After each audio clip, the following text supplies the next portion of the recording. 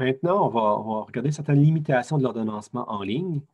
Donc, l'ordonnancement hors ligne, ça correspond à ce qu'on a vu tout à l'heure, là, une certaine forme d'ordonnancement où, par exemple, dans du temps réel doux, dans un système pour l'ordonnancement contrôlé par le temps, on est capable d'avoir toute l'information sur les tâches qu'on veut faire, puis on peut générer des cédules complexes euh, qui se basent sur une optimisation qui peut être sophistiquée. Ça peut être fait sur des calculateurs à la limite à l'avance, mais le but, c'est de trouver la bonne cédule qui permet de faire en sorte que ce qu'on veut faire se fasse dans une certaine complexité, surtout si on a plusieurs processeurs et qu'on a plusieurs tâches avec des contraintes quand même assez élaborées. Mais ça, l'ordonnancement hors ligne, ça exige de connaître à l'avance toutes les tâches et leurs contraintes. Donc, on veut savoir les tâches, on veut savoir les contraintes, puis on ne permet pas vraiment d'avoir de nouvelles tâches qui s'ajoutent. C'est vraiment pour des systèmes vraiment dédiés, qui ont peu d'interaction avec l'environnement, ou du moins qu'on suppose qu'il n'y a pas vraiment d'interruptions qui surviennent. Et donc, c'est vraiment typique de temps réel dur.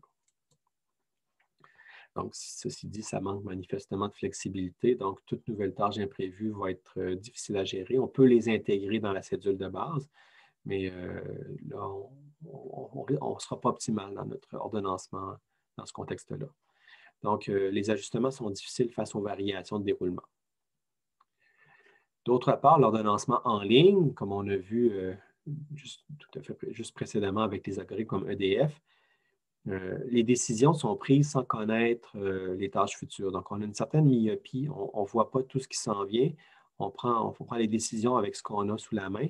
S'il y a des nouvelles tâches imprévues qui arrivent, il va falloir les intégrer dans la cédule. On va faire au mieux, mais on n'a pas nécessairement pris les décisions avant qui ont permis d'y arriver.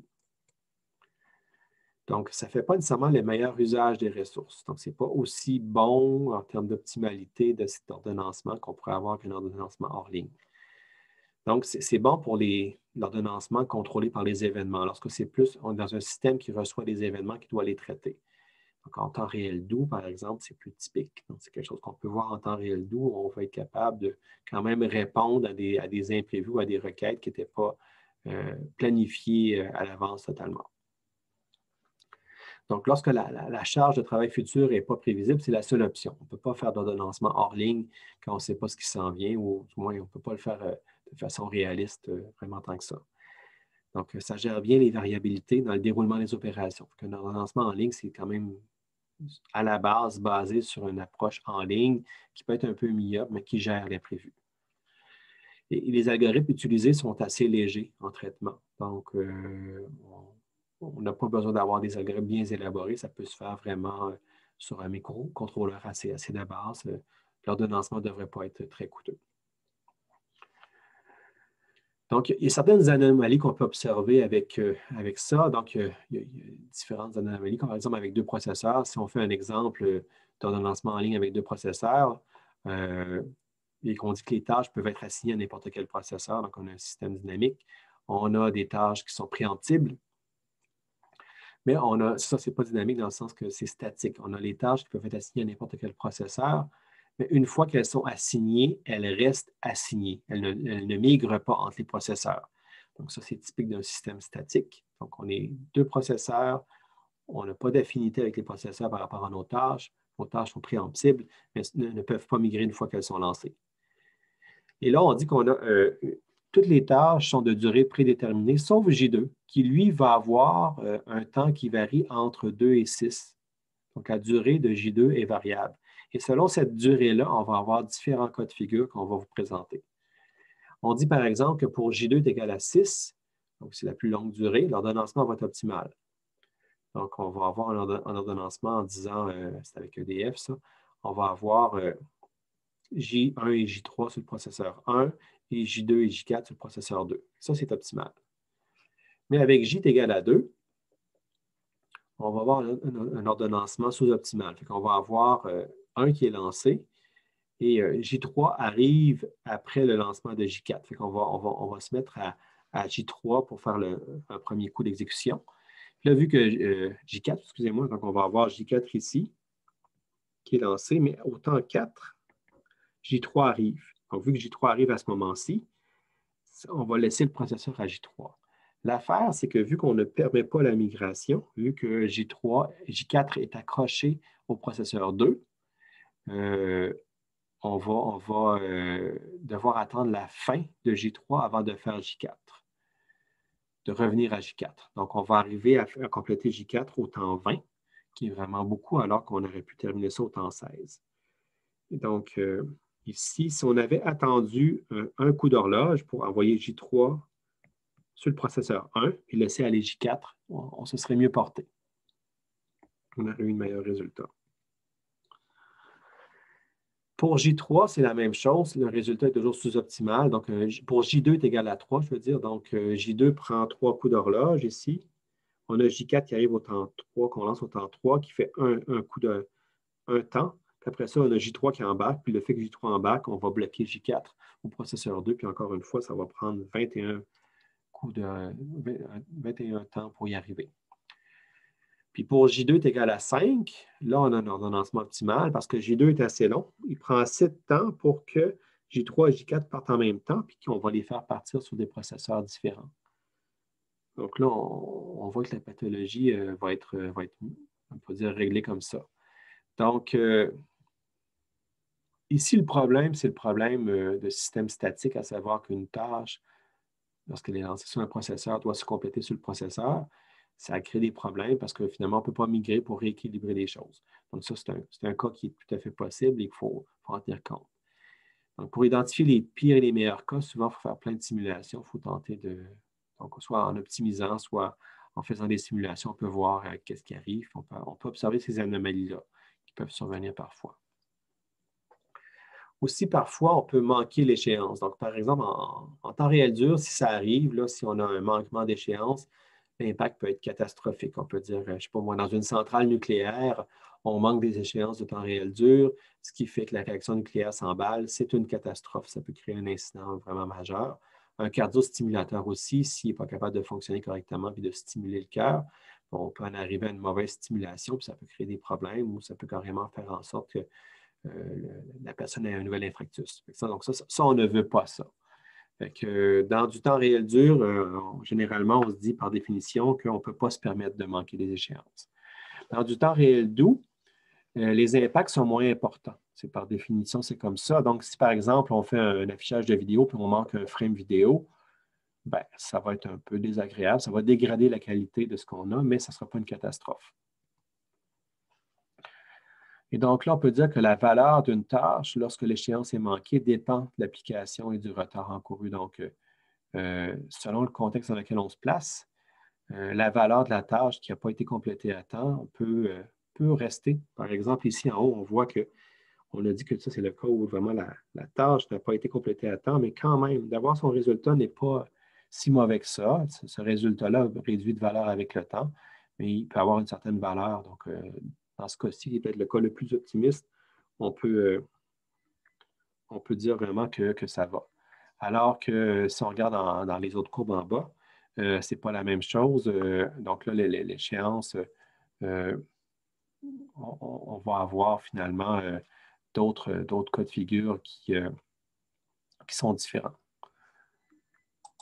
Donc, on peut voir ici que si on a ça ici, donc ça va être un peu, on va avoir un certain temps où la valeur ici, par exemple, va être bonne, mais la valeur à droite va être beaucoup, beaucoup moins intéressante.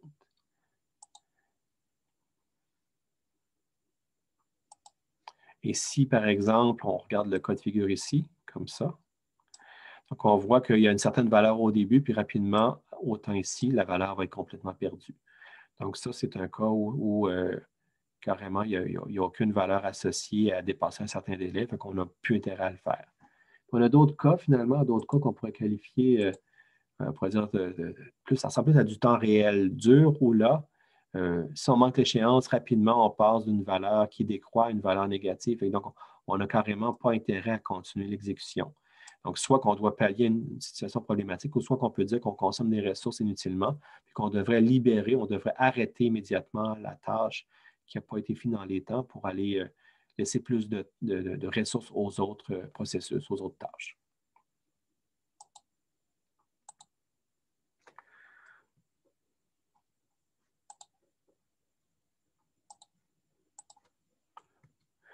Donc, quoi faire pour gérer les manquements d'échéance? Donc, on peut arrêter la tâche pour laquelle il y a manquement. Donc, par exemple, la tâche courante a peu ou pas de valeur. Si on a manqué un frame vidéo puis on a avancé dans la vidéo, on n'a plus intérêt à traiter les vieux frames. On a intérêt à arrêter ça et dire que ça va, on a manqué et on va faire une croix dessus. On peut reprendre le contrôle. Et donc, après ça, ça permet de reprendre le contrôle, de poursuivre l'exécution, puis de se rattraper, de dire, bien, on a peut-être une tâche qui a été beaucoup plus longue, qu'on a manqué, on va juste la laisser tomber, puis on va reprendre, puis essayer de faire en sorte que les autres, la suite de l'exécution respecte les échéances. Une autre approche, ce serait de dire, on laisse la tâche se compléter avant de lancer la prochaine. La tâche a une certaine valeur, donc ça vaut la peine de la laisser aller. Donc, ça, c'est une autre option, c'est différent, ça dépend toujours de la valeur de la tâche. Et on peut dire que les tâches qui suivent dépendent de la tâche actuelle. Fait que si on n'a pas le résultat de la tâche actuelle, on ne peut même pas poursuivre. Donc ça peut être quand même une situation courante. Le danger avec ça, c'est que si on laisse aller la tâche, si on la laisse se compléter, on peut avoir un effet domino. Donc, les retards qu'on a maintenant peuvent se traduire dans des retards dans les autres tâches qui peuvent être de plus en plus en retard. Et s'il s'avère que ça se répète fréquemment, donc là, on va avoir un retard qui va être important sur l'ensemble de la chaîne de dépendance, des tâches. Puis ça, ben, c'est problématique. On peut aussi dire qu'on ne va pas lancer la prochaine itération de la tâche. On va sauter la prochaine itération. On va reprendre à l'itération qui suit à T plus 1, par exemple. Donc ça dépend du contexte, mais la pertinence est quand même assez limitée, si on peut dire. Il y a différentes mesures qu'on peut prendre pour évaluer un peu la charge ou l'utilisation d'une tâche réelle périodique. Si on a une tâche réelle qui se fait de façon périodique, on peut mesurer ce qu'on appelle l'utilisation UI. Donc, cette utilisation-là, elle est mesurée comme étant le rapport entre la durée et PI. Donc, EI, c'est la durée d'exécution de la tâche, donc la valeur maximale, le pire des cas. Puis PI, c'est la période d'exécution. C'est de dire que si une tâche revient à toutes les 50 millisecondes, par exemple, ça, c'est le PI, c'est 50 millisecondes, c'est la période minimale entre deux exécutions. L'utilisation, ça serait de dire que supposons que notre durée est de 20 millisecondes, notre période est de 50 millisecondes, fait qu'on a 2/5, fait qu'on est à 2/5 à 40,4 d'utilisation. Donc, ça, c'est intéressant parce qu'on peut faire après ça la somme, on peut avoir l'utilisation totale pour l'ensemble des tâches. On va faire la somme des UI, puis ça nous donne une valeur. Donc, le grand U, c'est l'utilisation totale. Puis, si on suppose que M, c'est le nombre de processeurs, bien, on peut avoir carrément une règle qui dit, bien, si U est plus grand que M, si l'utilisation totale dépasse M, il n'y a pas de cédule faisable. Ça veut dire qu'on a plus de calcul, de traitement à faire qu'on a de capacité à le faire. Fait qu'on ne respectera pas les échéances, on n'y arrivera pas. Parce que, par exemple, à 2 processeurs, si on a une utilisation de 2,5, mais 2,5, c'est plus grand que 2, ça voudrait dire qu'on aurait besoin d'au minimum 2,5, 3 processeurs pour y arriver. Si on a seulement 1 ou 2 processeurs, on a du travail pour 2,5, fait qu'on n'y arrivera pas. Donc, l'utilisation, c'est un bon moyen d'évaluer à la base, juste de façon très sommaire, si on a la capacité de traiter ce qu'on veut. Fait que ça nous donne. Ça ne veut pas dire qu'avec un U plus petit que M, on va avoir une cédule faisable, mais c'est quand même un bon indicateur ici de voir quand ça ne va pas.